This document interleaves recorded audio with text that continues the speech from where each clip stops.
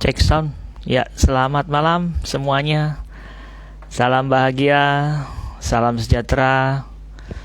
Tentu kita berdoa semua dalam keadaan yang sehat. Baik, bagi para viewer yang sudah hadir, boleh memberi respon kepada saya. Apakah suara saya jelas? Oke, makasih. Sebentar lagi kita akan memulai bincang-bincang bersama salah satu tokoh ya, walaupun mungkin belum dinobatkan sebagai tokoh, tapi kita bisa memberikan beliau julukan sebagai tokoh karena beliau adalah penggiat kemanusiaan dan sangat aktif dalam kegiatan kemanusiaan, khususnya kaum perempuan. Nah, menyambut Hari Kartini 21 April tahun ini, Metaschool ingin mengajak para viewer yang hadir pada malam hari ini untuk bersama-sama mendengarkan inspirasi dari salah satu tokoh ini. Ya, siapakah dia? Tentu kita sudah infokan melalui poster dan beberapa informasi bahwa malam hari ini kita akan bersama dengan Mbak Nai Inaya Wulandari Wahid. Ya, beliau adalah putri bungsu dari almarhum Gus Dur. Baik, kita akan coba panggil beliau sesaat lagi. Namun sebelum kita panggil, silakan ibu bapak saudara-saudari, para viewer hari ini yang hadir, silakan menyiapkan pertanyaan berkaitan tentang Kartini abad 21 atau Kartini 31st century. Ya, ini tentu ini menjadi menarik pembincangan tentang Kartini karena banyak sekali atau juga terjadi perbedaan makna Kartini yang diselenggara atau yang diartikan dalam publik ya. Ada yang mengartikan Kartini sebagai emansipasi, ada yang mengartikan Kartini sebagai bentuk perlawanan terhadap kaum laki-laki, ada juga yang mengartikan Kartini sebagai bentuk budaya barat yang berkembang, yang memasuki buah pikir seorang Kartini, sehingga beliau mengkritik ya, waktu itu mengkritik hal-hal yang dilakukan zaman feodal di zaman waktu itu. Nah, bagaimana Kartini yang menurut pandangan seorang Mbak Nai, putri bungsu Gus Dur, yang tentu beliau mendapat banyak inspirasi dari almarhum Gus Dur tentang wanita, perempuan, dan bagaimana makna Kartini yang ditanggapi oleh beliau dan keluarga. Baik, sesaat lagi kita akan undang, yes, ini dia, sudah jam 7. Saya akan undang beliau. Yes, oke. Beliau sudah hadir ini.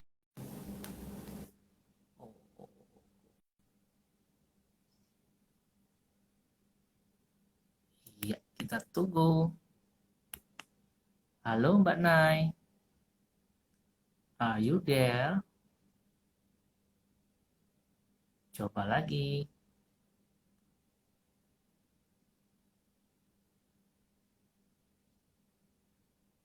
Ya, mungkin Mbak Nai sedang berbuka puasa ini.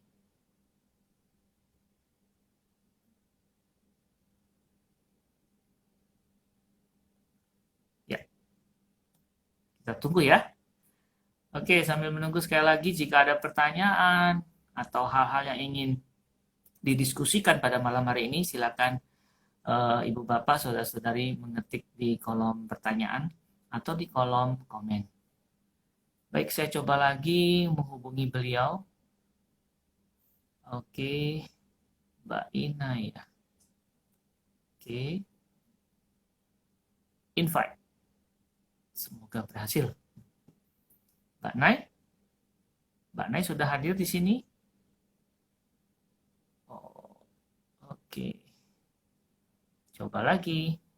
Kadang-kadang kita harus bersabar berkaitan karena kita tergantung sekali sama namanya koneksi internet. Saya coba lagi. Ya, kita pakai prinsipnya Kartini. Tidak berhenti berjuang ya. Mbak Ina ya. Oke.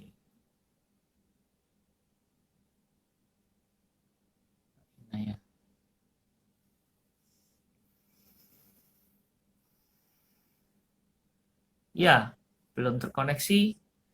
Oke, sambil menunggu, Bapak Ibu boleh menjawab pertanyaan saya deh. Silakan menjawab pertanyaan saya. Siapa yang tahu tahun ya? Oke, nah ini dia. Tahun Ibu Kartini kita meninggal tahun berapa? Yo, dijawab. Siapa yang tahu Ibu Kartini meninggal tahun berapa? Nah, Mbak Nai sudah hadir. Mbak Nai. Ya. Saya deg-degan nih, Mbak Nai. Selamat Kartini. Terima kasih, selamat hari Kartini juga. Wah, ini apa bajunya sudah pas nih. Kalau saya nggak pas ini. Ini trademark saya nih, Meta ini.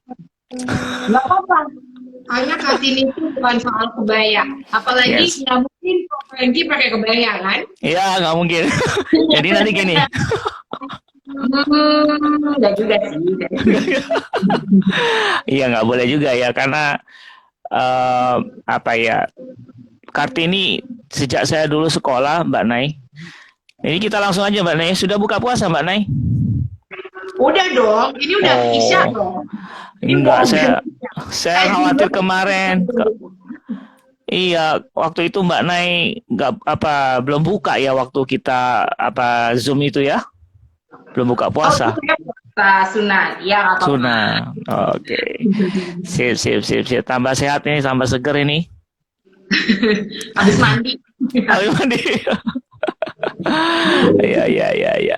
Oke, Mbak Nai, kita mau bincang-bincang tentang Kartini ya. Apa ibu kita Kartini? Ibu kita Kartini. Raden Ajeng Kartini ya, Mbak Nai. Cinta, ibumu mungkin. Ibu kita, ya, ya. Jangan bilang kita ya. Kamu lagi. Iya, iya.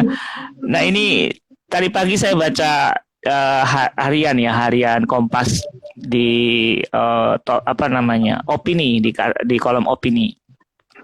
Ada yang menulis bahwa Kartini itu diterjemahkan sesuai kepentingan katanya. Kepentingan ya, kepentingan siapa yang menerjemahkan Kartini, maka artinya akan berbeda. Nah, kalau gitu saya langsung aja ke Mbak Nai. Mbak Nai punya kepentingan enggak? Arti Kartini apa, Mbak Nai? Buat Mbak Nai? Punya dong, kepentingan punya, jelas. Punya, oke. Jadi saya akan menerjemahkan Kartini sesuai dengan terjemahan saya ya. Ya, ya, betul. Oke, jadi gini, yang pasti kalau saya dari kecil, saya selalu dibilangin dulu kalau lagi hari Kartini itu, apa namanya, hari Kartini itu berarti saya akan ke sekolah dengan pakai kebaya. Hari ini juga lini masa saya gitu ya, itu isinya banyak banget perempuan-perempuan berfoto pakai kebaya. Gitu.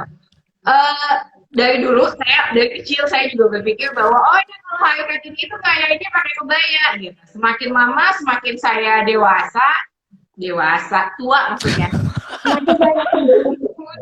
Semakin saya menyadari bahwa ini perkaranya bukan soal kebaya ya. Perkara Kartini itu bukan perkara soal kebaya. Kita bisa pakai apa aja. Karena pada faktanya perempuan bentuknya berbeda-beda. Nah, hari ini mungkin nggak semua perempuan pakai kebaya. Saya juga nggak pakai kebaya kok kemana-mana. Tapi yang jauh lebih penting menurut saya adalah kemudian kalau buat saya sendiri memaknai Kartini itu dengan pertama sebenarnya nggak perlu berusaha untuk jadi kayak Kartini juga. Jadi nggak penting juga pakai kebaya atau kebaya, itu satu. Tapi kalau kemudian mau memaknai Kartini, ya udah nggak apa-apa, saya pengen kayak Kartini. Maka yang penting untuk dicontoh itu bukan soal kebayanya, tapi soal bagaimana Kartini itu mempersenjatai dirinya itu dengan membaca. Oke. Itu satu. Kalau menurut saya itu satu. Jadi kalau kita mau bicara soal Kartini, mari kita bicara literasi. Oh. Mari kita bicara soal memberdayakan diri kita. Ya. Mari kita bicara tentang memberdayakan yang lain. Karena Kartini soal itu. Kartini soal menjadi lentera bagi yang lain. Hmm. Bagaimana dia kemudian dengan semua privilege yang dimilikinya, itu Ya. kemudian mau melakukan sesuatu untuk yang privilege-nya tidak sebanyak dia. Hmm. Jadi Oke. kalau kita mau bicara soal Kartini, mari kita bicara hal itu. Oke. Kalau kita mau bicara soal Kartini, mari kita bicara pada hari ini. Mari kita mengingat Kartini itu meninggalnya kenapa? Kartini itu meninggalnya pada saat melahirkan. Betul. Apakah hari ini para perempuan di Indonesia sudah mendapatkan akses kesehatan untuk mendapatkan kehamilan yang aman misalnya? Mari bicara itu. Oke. Mari bicara apakah ruang untuk perempuan pada hari ini sudah aman? Wah, ini udah Menteri Pemberdayaan Wanita ini.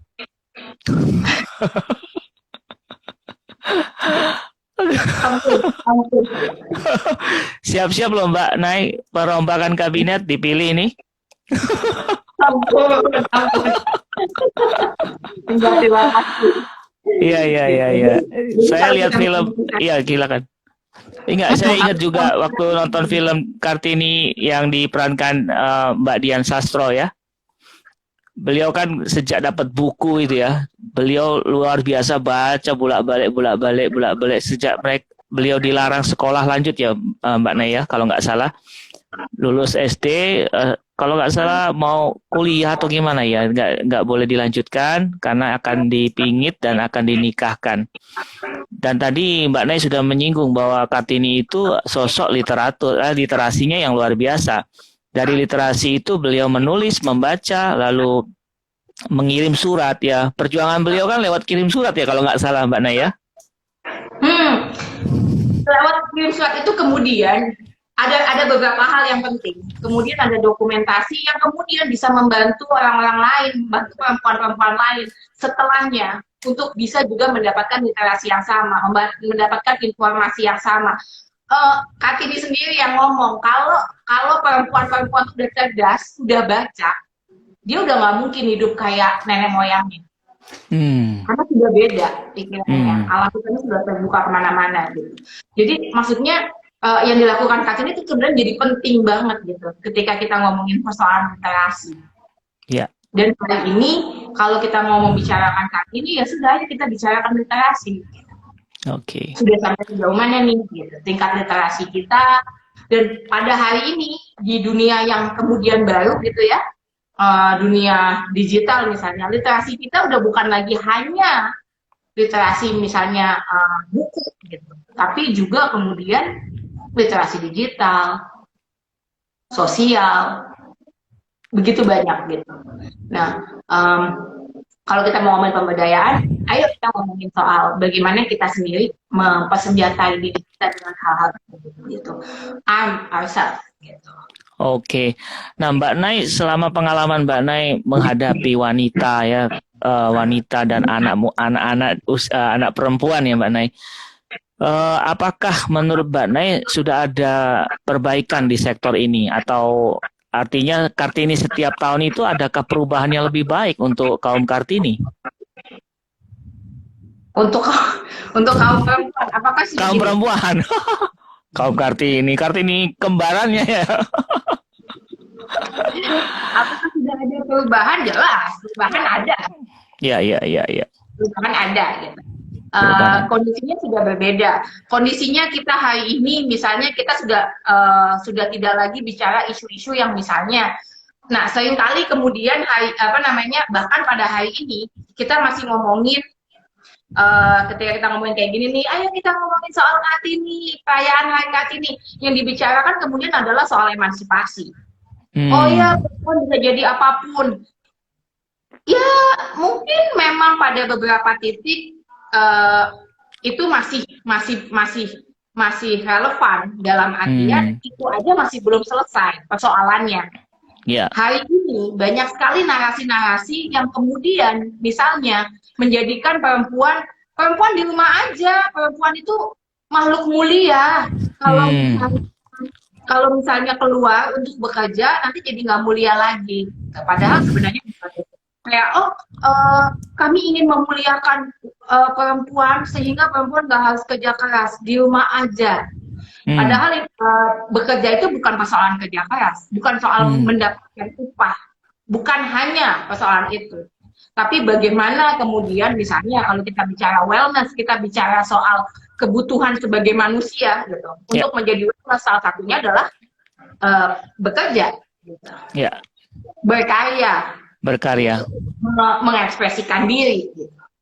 Nah, Oke. kali ini, Mas, banyak sekali, Ko Franky dan yang lain, ada banyak sekali narasi-narasi yang kemudian malah mendebilitasi, apa bahasa Indonesia, Nah, mengkebiri kondisi-kondisi perempuan, terutama hmm. atas kalau buat saya sebagai seorang muslimah, kemudian menghijack atau menyabotase atau apa sih hijack itu bahasa Indonesia-nya? Membajak, membajak. Membajak Hmm. membajak narasi-narasi keagamaan gitu untuk kemudian memasung dan kemudian mengebiri hak-hak perempuan dengan misalnya bilang, oh perempuan itu sumber fitnah, bahan bakar Hmm. neraka. Jadi di Hmm. rumah aja, semuanya harus ditutupi, semua hal tentang perempuan harus ditutupin, karena itu adalah sumber fitnah. Jadi Iya. harus ditata misalnya kayak gitu. Hmm. Iya, iya, Siapa iya. yang menata kemudian? Nah, iya, iya. Cuman kalau kita ini Mbak Nay, kalau saya lihat dunia Mbak Nay ya, terutama dunia periklanan ya, bahkan produk ya, produk laki-laki aja iklannya wanita Mbak Nay. Kenapa ya Mbak Nay? Kayaknya wanita tuh punya daya tarik untuk jadi orang-orang yang dipajang, dipose untuk membuat laris sebuah produk gitu Mbak Nay. Apakah prototipe dunia pun terhadap wanita masih seperti itu Mbak Nay? Ya kita masih sering mendapati hal-hal seperti itu kan. Bagaimana kemudian perempuan diobjektifikasi, kemudian Mm-mm, mm-mm. diletakkan hanya sebagai objek gitu. Ya, Entah itu objek untuk menarik perhatian, objek untuk kemudian saya tahu mendapatkan suara mungkin misalnya dalam politik. betul, betul, Uh, betul. Bahkan dalam temuannya misalnya ketika kita lihat kasus-kasus korupsi yang terjadi di Indonesia gitu misalnya adalah menjadi objek-objek gratifikasi, Hmm. objek-objek pemuas nafsu gitu. Fungsi perempuan apa namanya kemudian diletakkan di situ gitu.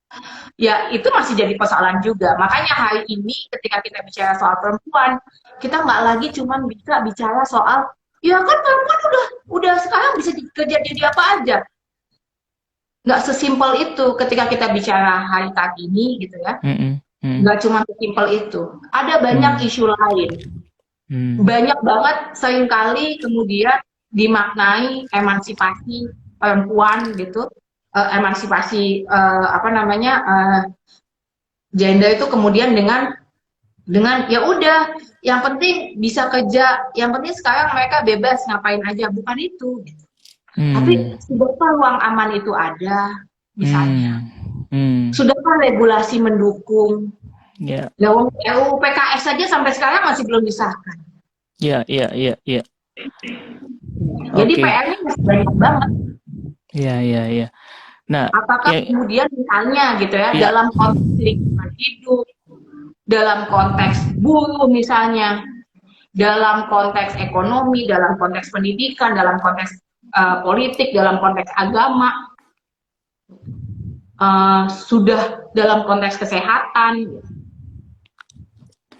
Tapi kalau saya, iya Mbak Nay, kalau saya lihat di toilet Mbak Nay, pembagian toilet kalau di mall-mall atau pusat belanja ya, wanita itu lebih terhormat Mbak Nay daripada pria.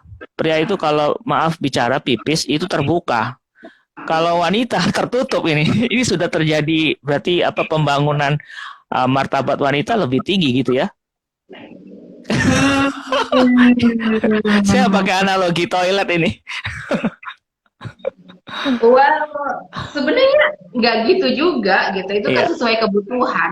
Oke. Uh, kita kan nggak ngomongin soal gini, Ya. kita seringkali kemudian ketika orang membicarakan pemberdayaan perempuan gitu ya, orang terus kemudian kesetaraan gitu, orang ngomongnya ya udah disamain. Kalau gitu Mm-mm. perempuan tuh angkat galon aja sendiri. Nah, itu dia. Ya emang persoalannya itu. Persoalannya bukan Iya. itu. Persoalannya adalah bahwa ada hak-hak yang dikebiri, bahwa ada Oke. kesetaraan yang ya tidak setara, tidak ada kesetaraan, ada Hmm. ketimpangan gitu. Hmm. Hmm. Gitu. Hmm. Ada Hmm. satu kelompok yang jadi marginal, yang posisinya ada di bawah yang satunya, Ya. gitu. Yang satunya lagi mendapatkan hak yang Hmm. jauh lebih tinggi, kesempatan yang jauh lebih tinggi. Jadi persoalan itu bukan persoalan disamakan. Kita nggak pengen sama, kita nggak pengen jadi laki-laki, nggak Betul. tertarik untuk jadi laki-laki. Bukan itu persoalannya. Tidak ingin Ya, ya, disamakan. ya. Kalau menurut saya, Hmm. persyaratan utama dari kesetaraan itu adalah berbeda. Karena perbedaan. Kalau sama, namanya kesamaan. Ya, ya, ya. Nggak Bukan bisa kesetaraan. sama. Nggak bisa sama. Dan memang tidak untuk disamakan gitu. Iya. Tapi juga bukan berarti kami nggak bisa ngangkat galon. Ya, oke. Pakai Bisa alat. banget. Pakai jari. Tolong, Mas. Enggak, saya bisa angkat galon. Berapa? Saya bisa angkat galon. Oke. Galon kosong. Enggak. Wah, Ko Franky ini Wah, mulai ya. iya, untuk Eh, ngomongin soal Kartini, wah ini ternyata masih punya stigma-stigma kayak gitu ya, bahwa ternyata iya. Muslim masih menganggap perempuan nggak bisa ngangkat.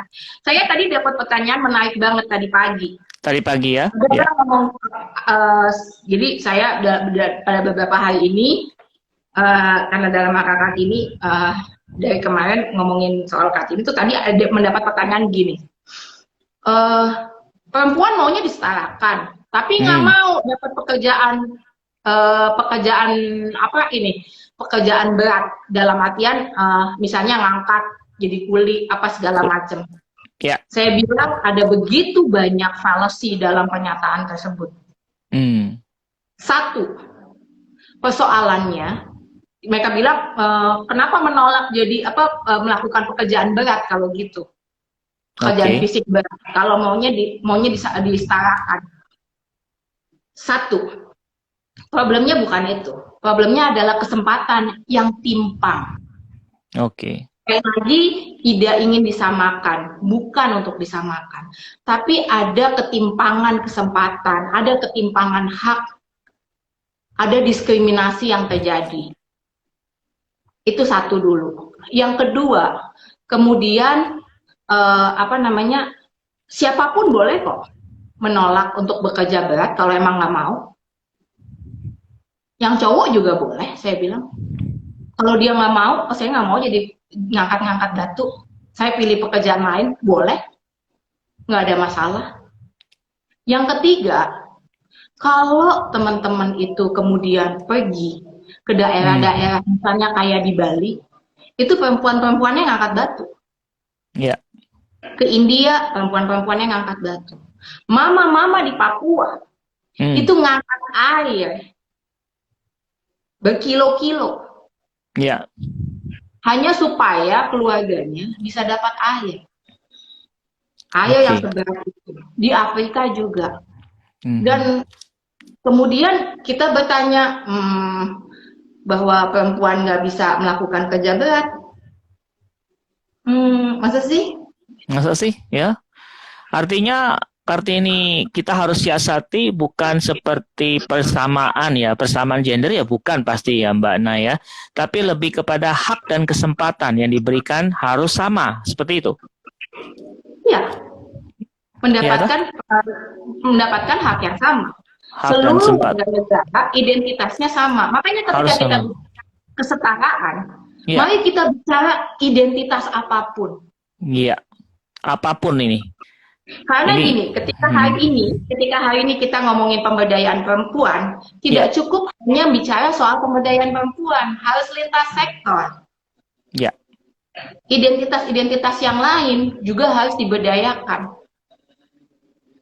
Intinya, seharusnya Hmm. tidak ada Hmm. satu identitas yang lebih tinggi daripada identitas yang lain.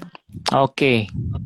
Apalagi kalau identitasnya bukan apalagi kalau identitasnya adalah identitas yang melekat. Gitu. Ya. Misalnya. Yang konstruksi sosial aja banyak, yang kemudian terjadi ketimpangan, misalnya, ya kan? Ketimpangan berdasarkan ekonomi, strata sosial, pendidikan, dan segala macam. Jadi seharusnya identitas tidak ada kelompok identitas satu, jadi lebih tinggi daripada yang lainnya, termasuk gender, termasuk bahwa ada satu gender tertentu dia lebih superior daripada gender yang lain. Oke. Gitu. Atau agama tertentu menjadi lebih superior daripada agama yang lain hanya karena dia mayoritas. Yang minoritas tahu diri dong, nggak bisa begitu. Iya. Itu kalau kita mau bicara soal kesetaraan. Namun gini Mbak Nai, khususnya di negara kita Indonesia Mbak Nai ya, penggerak pemikiran itu sebagian besar adalah pemahaman agama. Ya toh, karena kita salah satu negara yang punya menteri agama, dan agama kalau KTP tanpa agama itu pasti akan ditolak seperti itu. Nah, menurut Mbak Nai, apakah agama-agama kita ini, sepengetahuan Mbak Nai ya, itu mendukung untuk kesetaraan dalam kesempatan dan hak khususnya wanita? Karena setahu saya banyak agama juga yang setahu saya Mbak Nai ya, untuk memimpin sebuah perjamuan atau sebuah ibadah itu nggak boleh wanita. Bahkan khotbah itu nggak boleh wanita, misalnya gitu. Ini perempuan, gimana Mbak Nai? Iya. Jadi perempuan. Gini, saya nggak akan bicara tentang agama lain karena saya jelas nggak punya pengetahuan tentang agama lain. Siap. Itu jelas. Tapi saya cuma pengen sharing sedikit tentang agama saya. Ya, ada banyak narasi hari ini yang menggunakan agama saya yang seperti yang saya katakan gitu, membajak kemudian untuk kepentingan tertentu gitu ya, untuk kepentingannya sendiri, kemudian mengkebiri gitu atau memasung hak-hak yang lain gitu ya, hak-hak kelompok lain. Nah, termasuk salah satunya adalah perempuan. Maka tadi saya sempat cerita gitu ya, ketika ada misalnya dalam dalam agama saya kelompok-kelompok yang kemudian bilang perempuan nggak usah keluar rumah, kami ingin memuliakan perempuan dengan cara udah nggak usah kerja, nggak boleh kerja, perempuan nggak boleh kerja, perempuan nggak boleh keluar rumah. Terus saya bingung, saya suka bingung dengan orang-orang yang kayak gitu. Nabi saya, istrinya gitu ya, Sayyidah Khadijah, itu adalah entrepreneur yang sangat sukses. Dia adalah seorang leader.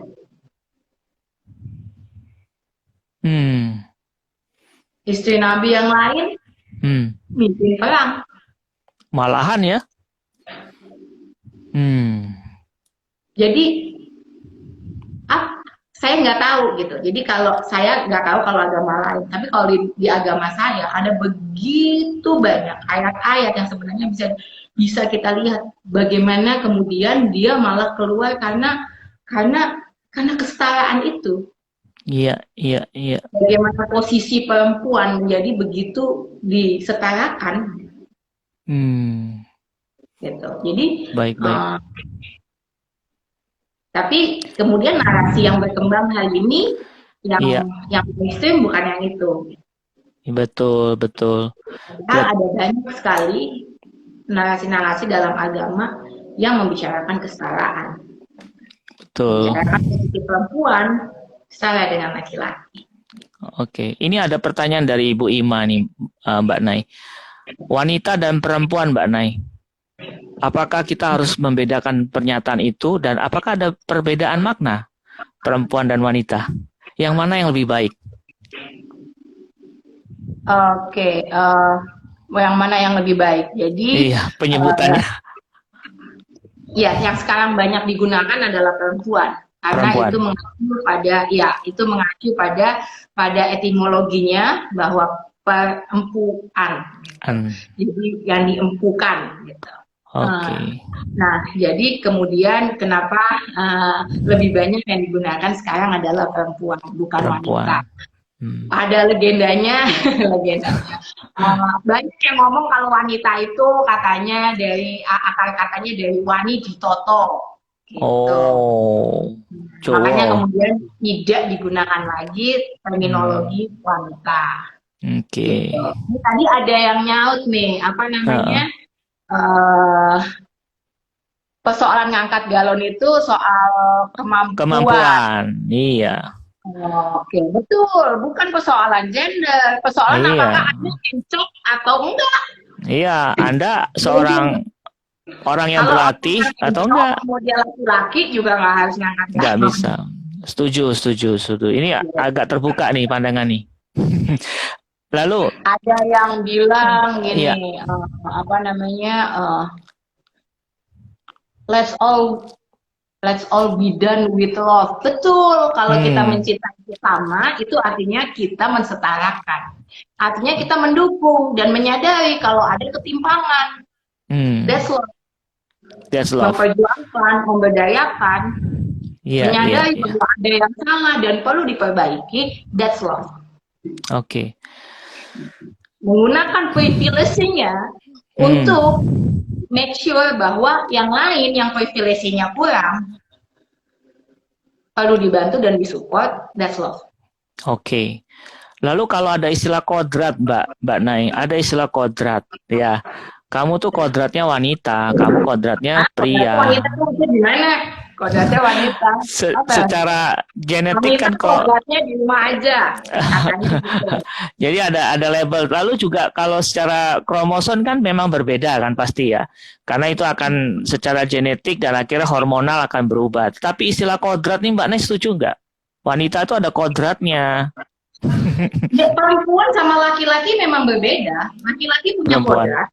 Ya. Perempuan juga punya kodrat. Oke. Laki-laki kodratnya punya penis. Kodratnya. Perempuan kodratnya bisa melahirkan. Itu kodratnya. Apakah kemampuan itu mau digunakan atau tidak? Terserah. Itu pilihan. Menyusui. Keluar dari susunya, yaitu kodrat. Ya. Apakah mau digunakan atau tidak, itu pilihan. Balik lagi. Oke. Jadi bukan di rumah aja, itu bukan kodrat. Itu namanya konstruksi sosial. Oke. Ngadi-ngadi, bahasa sekarangnya Mas. Ngadi-ngadi, ngada-ngada. Ngada-ngada. Gitu. Oke, ini pertanyaan nih Mbak Nai. Eva Yolanda, bagaimana apa nih? Aduh, kurang jelas saya bacanya. Tuh, bagaimana para Mbak Inu tuh kodratnya perempuan melahirkan, hamil sama menstruasi. Oke. Bagaimana dengan para perempuan yang amat bucin, istri yang bekerja, suami di rumah tanpa menafkahi? Itu hal yang biasa untuk bucin. Begini, bucin itu bisa semuanya, siapa aja bisa bucin. Bucinnya bucin aja, gitu. Nggak ada gendernya. Nggak ada gendernya. Ya, kalau ini siapa sih yang nanya? Mbak Eva Yolanda.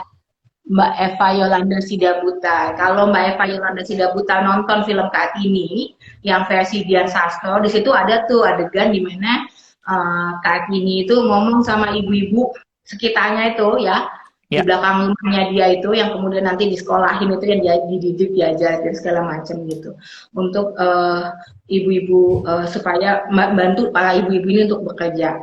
Kalau ke Museum Kartini di situ bisa membaca catatan gitu, catatan tentang perempuan-perempuan yang menjadi breadwinner. Ada banyak perempuan-perempuan yang menjadi breadwinner atau mencari nafkah. Gitu. Apalagi hari ini gitu. Jadi apa namanya? Itu bukan kodrat. Laki-laki yang harus cari nafkah. Perempuan di rumah nggak begitu. Ya itu bukan kodrat. Itu konstruksi sosial. Jadi harus dibedakan. Gitu. bahwa ada banyak sekali sejarahnya perempuan-perempuan yang kemudian mencari nafkah. Banyak hari ini juga, apalagi hari ini di mana semua mahal ya Iya. gitu. Dan namanya persoalan, sekali lagi nggak hanya persoalan uang gitu. Ya. Banyak perempuan-perempuan yang memang kemudian bekerja karena ingin bekerja gitu. Nah, persoalan apakah suaminya itu bekerja di rumah aja. Saya punya banyak sekali teman-teman yang laki-lakinya ada di rumah untuk mengurus anak-anaknya. Perempuan-perempuannya bekerja. Kenapa? Saya ambil contoh teman saya ya, sahabat saya satu orang yang kemudian sahabat saya laki-laki, dia jago sekali urusan domestik. Mulai dari masak, belanja di pasar. Kalau ngenyang, apa sih ngenyang tuh bahasa Indonesianya? Menawar. Nawar, ya benar. Nawar jago banget. Ya, apa namanya? Ini masak apa segala macam, bersih-bersih rumah. Istrinya nggak begitu jago hal kayak gitu domestik. Tapi istrinya jago banget nyari posisinya gitu ya, posisi di kantornya dia tinggi banget gitu. Bisa menafkahi lebih tinggi daripada suaminya. Ya sudah, jadi mereka membuat kesepakatan. Ya sudah, mereka nggak pengen anak-anaknya telantar. Oke. Jadi ya sudah, mereka pengen anak-anaknya diurus oleh mereka sendiri, suaminya yang ada di rumah. Dan apakah itu baik-baik saja? Kalau buat saya sih baik-baik aja, fine-fine aja. Yang penting kesepakatannya. Apakah si suami memang misalnya nggak bisa dapat pekerjaan? Dipaksa. Tapi kalau emang suaminya, si istri masa perlu suaminya, tidak, suaminya kerja juga dong, supaya ada pemenuhan kebutuhan, gitu. Ya nggak apa-apa juga. Tapi menurut saya nggak bisa kita lihat hanya secara simpel bahwa oh ini pasti bucin nih, istrinya sampai sebutin itu, dia yang kerja, suaminya di rumah aja, ya. Kalau dari luar kelihatannya begitu. Kita gini, maksudnya jangan gebiah-gebiah. Tapi ada kemungkinan itu bisa jadi bahwa misalnya ada mungkin perempuan-perempuan yang memilih itu, bukan memilih, yang karena segitu cintanya nggak apa-apa deh aku kerja, suaminya mungkin di rumah aja ongkang-ongkang kaki, ada juga pemberdayaan. Makanya gini, saya rasa salah satu pemberdayaan yang penting untuk dilakukan adalah memahami kekuatan kita gitu. Memahami kekuatan bahwa sebenarnya para perempuan ini bisa kok nggak bergantung, saatnya juga tidak bergantung secara emosi kepada laki-laki misalnya, atau kepada pasangannya misalnya. Tapi ini kayaknya topik lain ya. Iya. Tapi itu bisa dilakukan gitu. Pemberdayaan itu bisa dilakukan. Mbak Nay kan punya pemikiran yang luas ya terhadap perempuan yang tadi Mbak Nay sampaikan, dan tidak terjerat dengan konstruksi sosial yang sudah terjadi, bahkan mungkin banyak sekali isu-isu yang akhirnya menjadi kayak stigma terhadap kaum perempuan. Dan tentu Mbak Nay bisa berpikir seperti ini adalah buah dari perjuangan Bapak atau Ibu selama Mbak Nay menjadi anak perempuan. Apakah Mbak Nay bisa sharing anak perempuan dari Ibu dan Bapak Mbak Nay sekarang itu bagaimana bisa membangkitkan anak perempuan yang berani, dalam arti memahami bahwa kita itu cuma berbeda gender, that's it. Yang lain harusnya sama. Nah itu bagaimana Mbak Nay? Ya, jadi gini, ayah saya ini mixed breed, saya selalu jawab gitu. Saya mixed breed. Mixed breed itu biasanya adalah kawin silang, hasil dari kawin silang. Iya. Bapak saya pejuang demokrasi, ibu saya pejuang pemberdayaan perempuan gitu. Kami berempat gitu ya, perempuan ajaib, aneh. Keluar dari itu ada Teh Happy Salma, Teh Happy. Nah terus itu juga salah satu perempuan luar biasa, Teh happy itu. Nah, Oke. apa namanya? Karena mereka mindsetnya ketika kita bicara demokrasi itu artinya bicara soal identitas itu kesetara, Hmm. ya kan? Ya, Gitu. iya betul. Jadi nggak pernah ada persoalan gitu dari awal gitu. Bahkan sempat kayak kakak saya itu punya apa ya, punya mindset gitu ya. Dia menyangka bahwa dulu tuh dia waktu remaja gitu ya, dia berpikir dia nyangka semua orang itu bakalan kayak kami, di mana memang sudah diajarkan kesetaraan gitu dari awal. Jadi ketika dia atau saya gitu melihat teman-teman saya, kok gitu ya, hanya karena dia perempuan, terus misalnya jam 7, jam 8 udah harus pulang gitu. Karena perempuan. Atau kemudian ada misalnya teman saya yang kemudian nggak sekolah lagi. Waktu saya tanya, kenapa kamu nggak sekolah lagi? Gitu. Ya kan udah disuruh bantuin emak. Gitu. Saya bingung, hubungannya apa? Gitu. Kenapa adik atau kakak kamu yang laki-laki, kenapa nggak mereka aja? Bahkan mereka laki-laki. Gitu. Itu bikin jawaban yang bikin saya terkaget-kaget. Gitu. Ada bedanya ya? Gitu. Nah, ternyata nggak semuanya begitu. Tapi itu tadi berangkat dari paradigma bahwa identitas kita itu berbeda dan itu menjadi kekuatan. Gitu. Orang tua saya selalu mengajarkan perbedaan-perbedaan itu menjadi kekuatan, menjadi sesuatu yang sebenarnya bisa jadi kebaikan. Gitu. Kenapa sih kemudian penting untuk kesetaraan? Karena point of view-nya akan berbeda-beda. Saya ambil contoh hari ini ya. Hari ini kita ngadepin pandemi nih. Gitu. Betul. Coba lihat negara-negara teratas yang berhasil ngadepin pandemi. Top 10 negara-negara itu didominasi oleh negara-negara yang dipimpin oleh perempuan. Betul. Nah ini mulai bias gender nih. Enggak, saya belum selesai.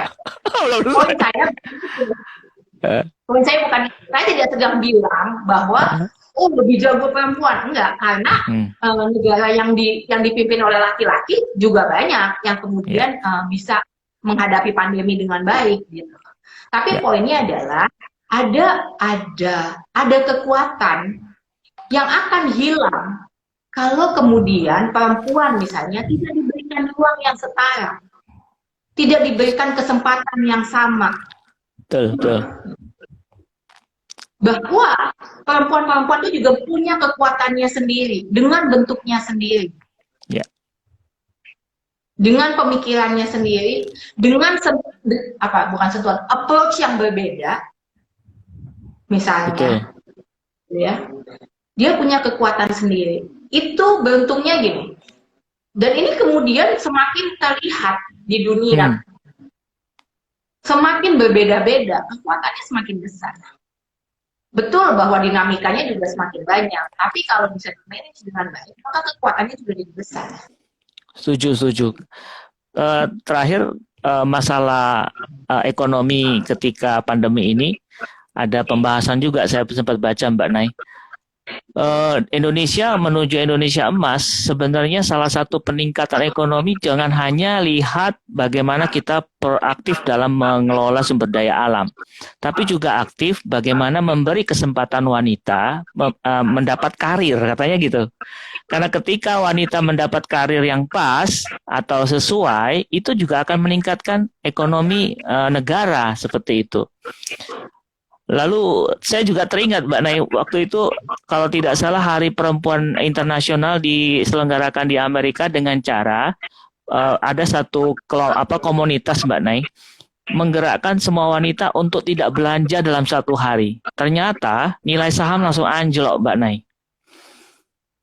Jadi betul, setuju sekali saya. Kita bukan masalah gender sekarang ini, tetapi masalah bagaimana membuka keran yang sama ya Mbak Naya untuk wanita, perempuan dan laki-laki, seperti itu ya.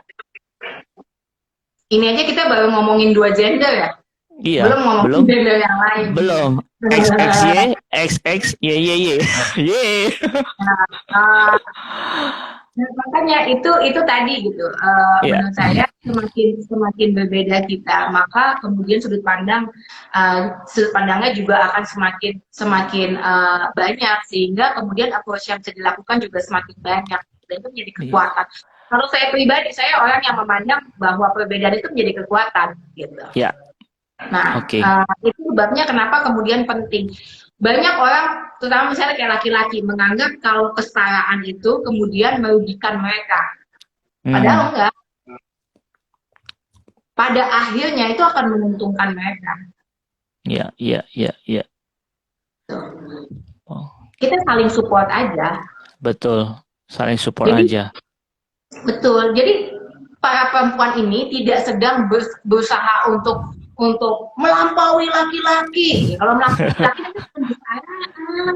Iya, iya, iya, iya. Gitu.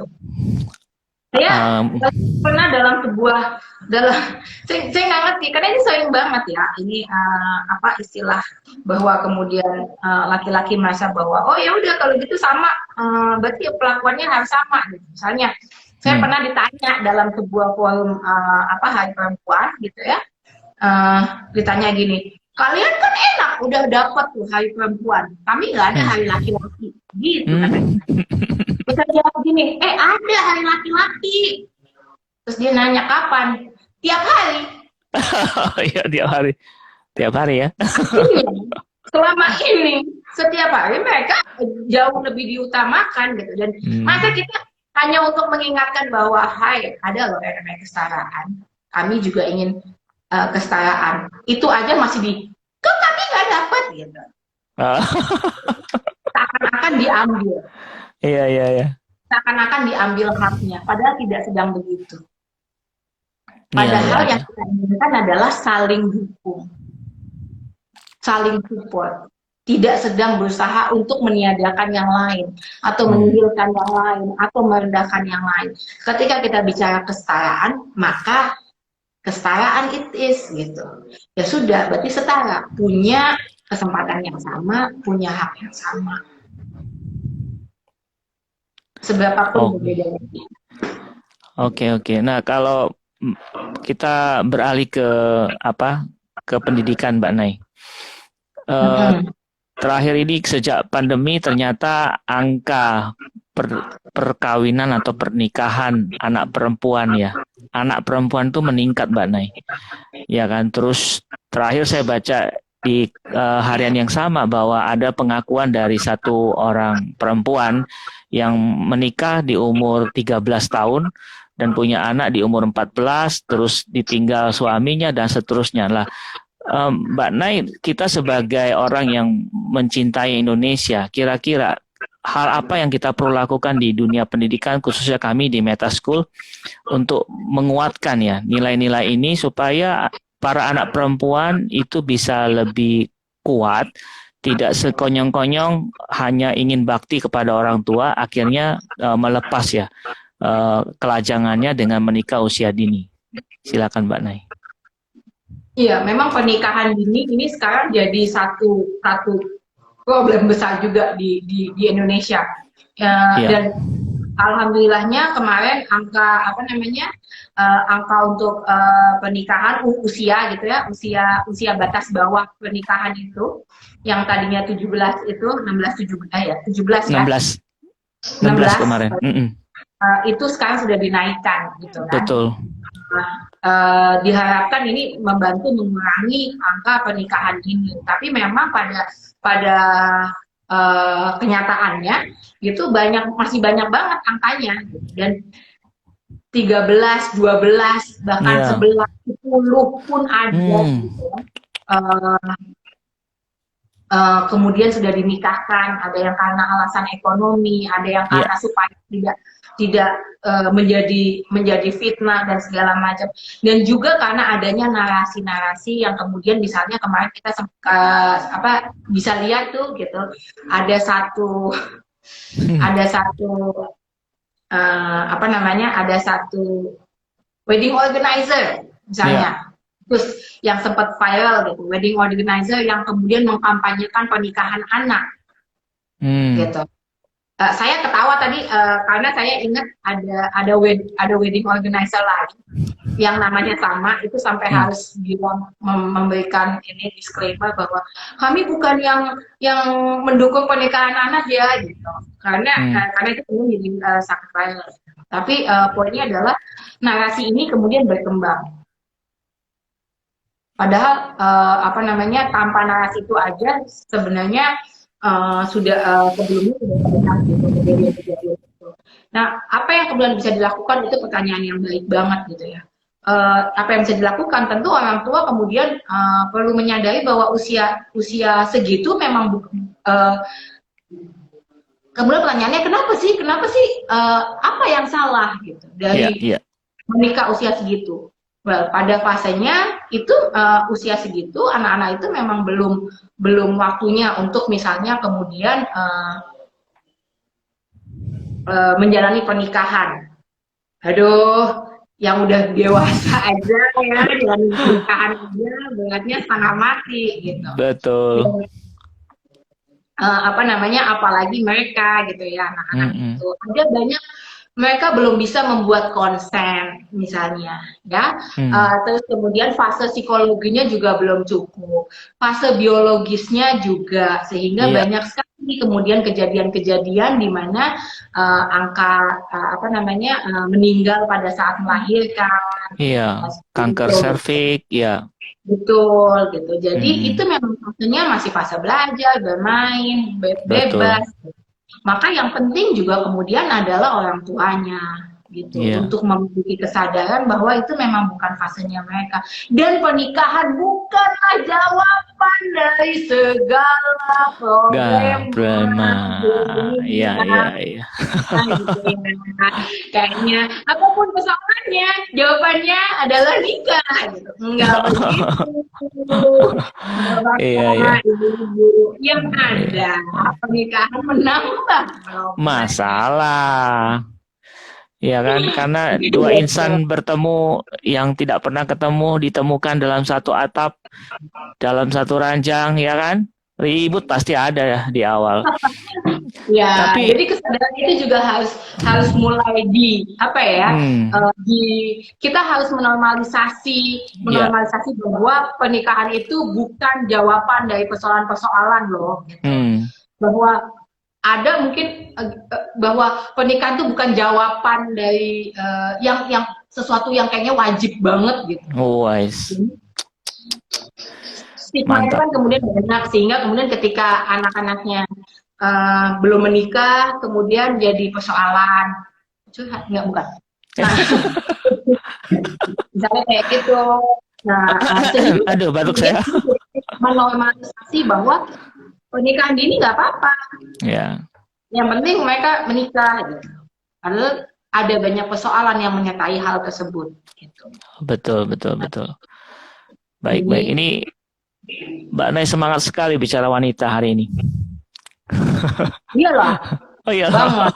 perempuan. Nah, Aduh, saya kok kebiasaan wanita ya. ada Perempuan. yang ngomong padahal dengan konstruksi sosial atau gender laki-laki juga terbebani. Betul Mbak Ima. Betul, Makanya betul. sebenarnya dengan kesetaraan itu membantu laki-laki juga. Membantu laki-laki sangat. Terus kenapa ya? Mungkin ada apa stigma yang sangat kuat ya Mbak Nay. Laki-laki ingin berkuasa. Saya nggak akan ngomong Enggak. kayak gitu sih ya.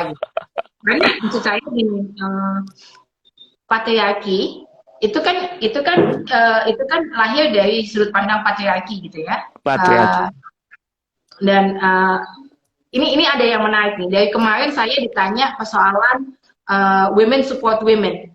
Ya. Gitu.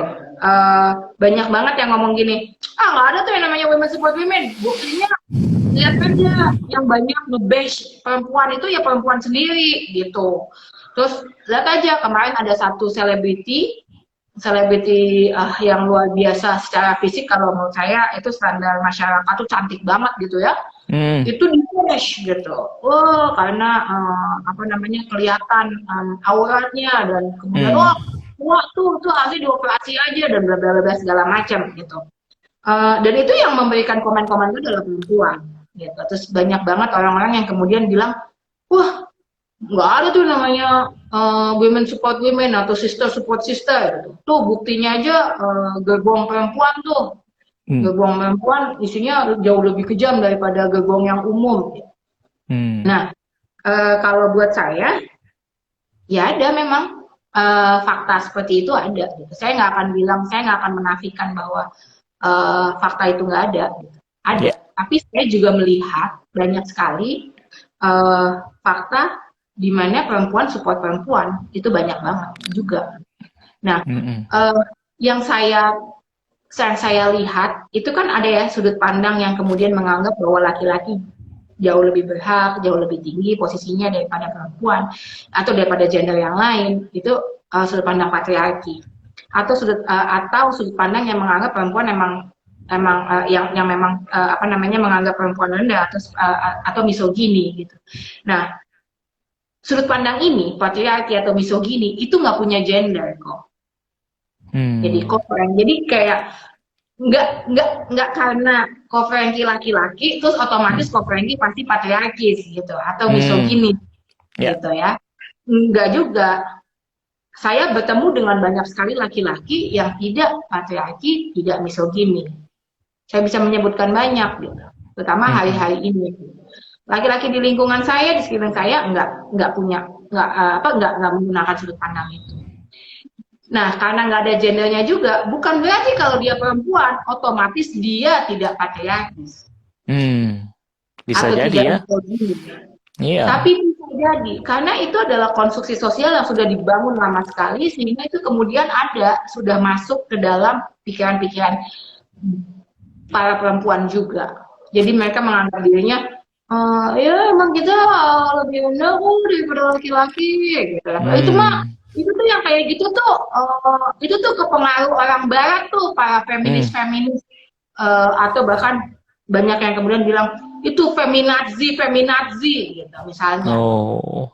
uh, apa yang menganggap bahwa atau ada juga yang bilang oh saya emang nggak butuh kesetaraan gitu kesetaraan gender gitu perempuan banyak yang ngomong kayak gitu Iya, iya, iya, padahal dia iya. bisa ngomong kayak gitu aja kan ada kesetaraan gender. Iya, kalau nggak langsung ditangkap tuh. Iya, iya, iya, iya. Nah, Menarik sekali. jadi Iya, silakan. ya, jadi tadi itu berkaitan dengan omongannya konferensi tadi gitu. Hmm. Ketika Hmm. bilang bahwa oh apakah laki-laki kemudian karena ingin apa namanya punya naluri misalnya ingin berkuasa atau segala macam saya nggak akan ngomongin hal itu gitu. Em, karena saya menemukan banyak sekali juga laki-laki yang tidak patriarki, tidak misogini. Dan hari ini saya rasa saya semakin sering menemui teman-teman laki-laki yang kemudian datang hadir di forum-forum seperti ini, forum-forum yang bicara soal pemberdayaan perempuan, soal kesetaraan, Perempuan. terus kemudian bertanya, kami bisa melakukan apa sebagai laki-laki, bagaimana kami bisa menjadi aliansi yang baik. Ya. Gitu. Dan itu buat saya apa namanya kabar gembira gitu. Ya.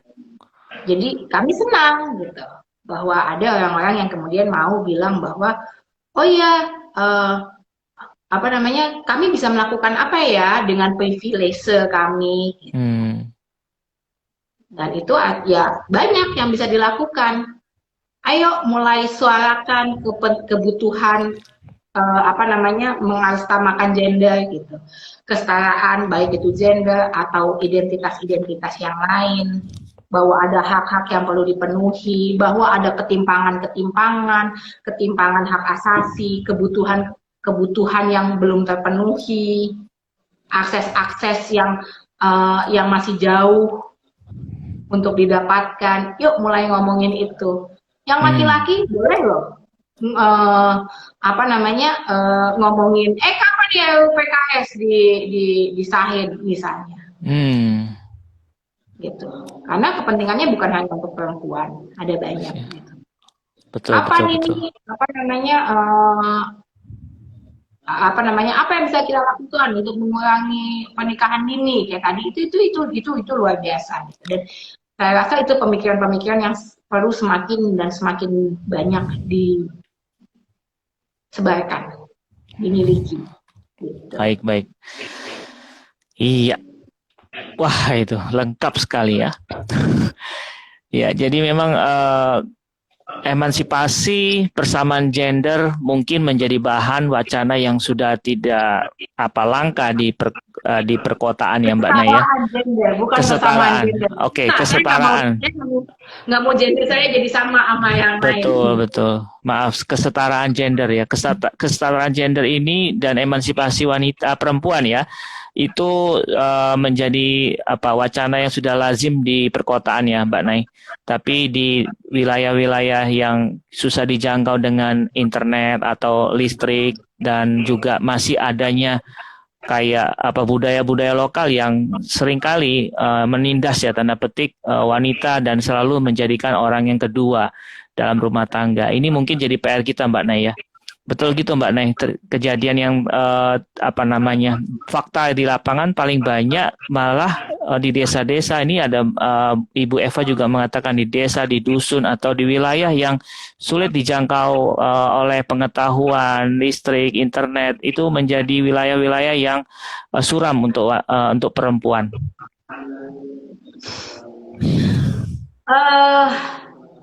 Iya dan tidak gitu, bahwa faktanya ada problem-problem, iya, ada ketimpangan-ketimpangan, iya. Tapi gini, apakah otomatis kalau dia di kota mendapatkan akses internet dan segala macam, otomatis ketimpangan itu nggak ada? Ya nggak juga. Nggak Dia juga. Gitu. Karena ketimpangan itu masih ada problem-problem gender itu masih ada. Gitu. Bahkan di level pemerintahan juga ada gitu. Ada. Wow. Otomatis kalau misalnya kemudian sudah berperspektif kesetaraan gender gitu, ya belum tentu. Kalau pendidikannya tinggi belum tentu. Belum tentu juga ya. Ya gitu. Tapi memang ada persoalan banyak gitu. Di desa ada persoalan ya ada dalam bentuknya masing-masing. Tapi apakah ada kesetaraan? Ada juga yang sudah ada gitu. Saya kasih contoh misalnya gitu ya. Ketika kita dengar berita para Kartini Kendeng gitu ya. Para petani yang lahannya digusur untuk pabrik semen misalnya, yang berada paling depan pada garis perjuangan untuk membela lahan mereka perempuan. Begitu juga kemudian misalnya para mama-mama yang berusaha untuk mempertahankan tanahnya di daerah Molo misalnya gitu ya. Iya. Itu yang berjuang paling depan perempuan. Pada sejarahnya banyak sekali perjuangan-perjuangan termasuk perjuangan negara ini untuk bisa berdiri itu dilakukan oleh perempuan berada di garis depan. Meskipun faktanya juga banyak bahwa banyak dari mereka dihapuskan atau terhapus. Ya saya agak husnuzon gitu. Nggak sengaja kehapus, hilang kertasnya. Kontrol albel, terus kemudian jadi nggak gitu ya. Terus pada sejarahnya banyak sekali yang kemudian kontribusinya dihapus jejaknya gitu. Nah, penting buat kita untuk kemudian mengembalikan dan menunjukkan bahwa perempuan ada loh di garis depan. Hari ini ketika kita bicara soal demokrasi misalnya, kita menginginkan Indonesia untuk, saya nggak akan bosan-bosan ngomongin soal demokrasi karena ini penting banget. Teman-teman yang lagi nonton gitu ya, itu kalau hari ini kita bisa bebas nonton, bisa ngapa-ngapain, itu kan ada demokrasi. Betul. Nah, demokrasi kita hari ini itu nggak terjadi begitu aja. Gitu. Kita seringkali ngerasa bahwa enggak, kita bangun pagi emang negaranya begini kok. Iya, kita tuh nggak demokrasi yang kita punya itu diperjuangkan loh untuk ada, dibangun loh mati-matian sama founding father kita. Jadi jangan disia-siain. Gitu. Artinya apa? Kalau dia dibangun, kalau dia dimunculkan, gitu, itu artinya dia bisa hilang kalau nggak dijaga. Betul. Nah, salah satu yang pada sejarahnya kita bisa lihat, salah satu yang kemudian bisa dipakai untuk melihat kesehatan demokrasinya, posisi perempuannya seperti apa. Oke. Setuju. Jadi barometernya perempuan ya, Mbak Naya? Salah satunya. Salah satunya, iya. Nah, bagaimana posisi perempuan di keluarga-keluarga, di dalam masyarakat, misalnya, kayak gitu. Karena apa? Saya rasa jadi penting. Semakin sehat posisi perempuan dalam keluarga-keluarga, maka semakin sehat juga demokrasi kita. Semakin kuat juga, gitu. Jadi, kenapa? Karena dalam keluarga misalnya, perempuan memegang peranan yang sangat besar ketika kita bicara demokrasi. Jadi yang jadi agen. Oke. Agen pertama ketika ngomongin pendidikan buat anak-anak. Betul. Nah, jadi semakin sehat posisi perempuannya di dalam masyarakat, semakin sehat juga demokrasi. Itu artinya keuntungannya buat kita juga, masyarakat Indonesia. Jadi jangan disia-siakan. Kalau hari ini kita bisa bebas main IG, bisa bebas posting apa aja dan segala macam. Iya. Demokrasi yang menjaga teman-teman yang perempuan bisa atau yang apapun gendernya atau apapun kebebasan kita bisa melakukan segalanya dengan bebas, dengan tenang, dengan enak. Itu karena ada demokrasi yang menjaga. Kalau dia hilang juga itu semua. Gitu. Nah, salah satunya adalah dengan letakkan posisi perempuan, berikan space yang sama, kesempatan yang sama. Ya. Maka nanti kita akan bersama-sama juga saling mensupport, bikin demokrasinya jadi jauh lebih baik. Oke, siap Mbak Nay. Jadi perbedaan itu kekayaan, perbedaan itu kekuatan. Beri kesempatan untuk semua.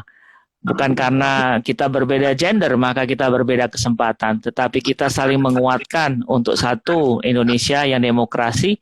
Dan tentu keberadaan perempuan sesungguhnya memperkuat keberadaan bangsa ini. Karena tanpa perempuan saya nggak lahir, Mbak Nay. Oke, Mbak Nay, terima kasih banyak malam ini. Kita sudah banyak dapat inspirasi.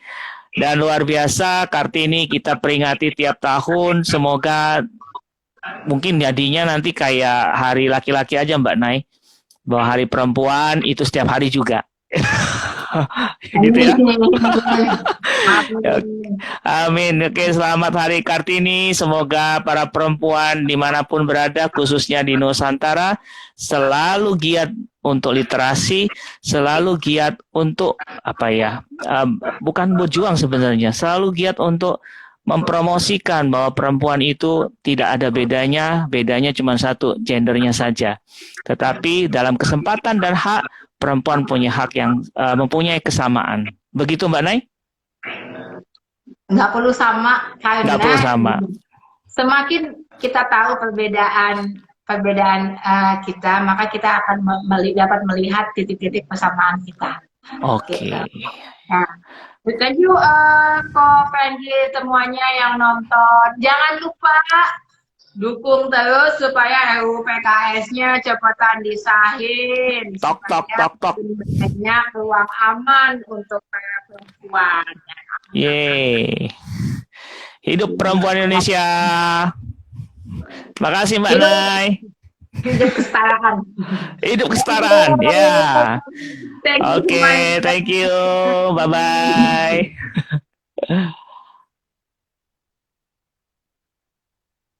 Oke.